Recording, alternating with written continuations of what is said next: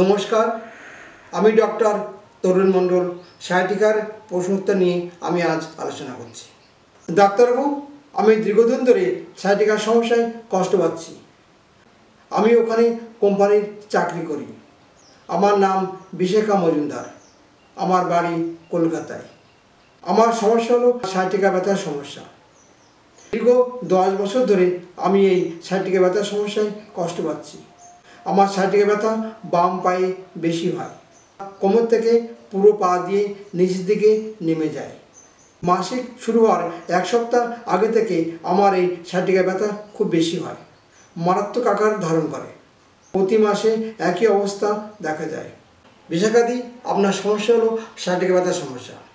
এই সায়াটিকা ব্যথার সমস্যা নিয়ে দীর্ঘদিন ধরে আপনি কষ্ট পাচ্ছেন। এই সায়াটিকা ব্যথা বিভিন্ন রকম কারণ হতে পারে। কখনো আঘাতজনিত কারণ হতে পারে, অনেক সময় লাম্বার স্পন্ডিলাইটিস থেকে হতে পারে, বা অনেক সময় যদি পায়খানা ঠিকমতো না হয়, কোষ্ঠকাঠিন্যের দোষ থাকে, সেক্ষেত্রে সায়াটিকা ব্যথা হতে পারে। অনেকের মাসিকের সমস্যা থাকলেও এই সায়াটিকা ব্যথার সমস্যা সৃষ্টি হয়। বিভিন্ন রকম কারণে সায়াটিকা ব্যথার সমস্যা সৃষ্টি হয়। এই সায়াটিকা ব্যথা হলে কারোর চিরিং মারে, যন্ত্রণা করে, পা বাস হয়ে যায়, এরকম বিভিন্ন রকম সমস্যা দেখা যায়।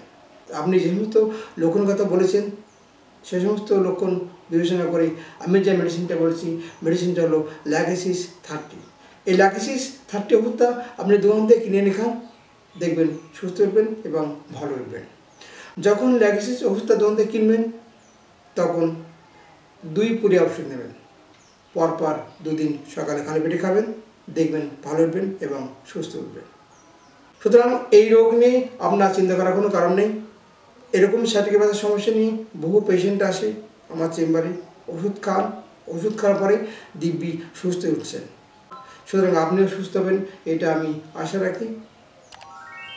আজ এই পর্যন্ত। ভালো থাকবেন, সুস্থ থাকবেন। নমস্কার।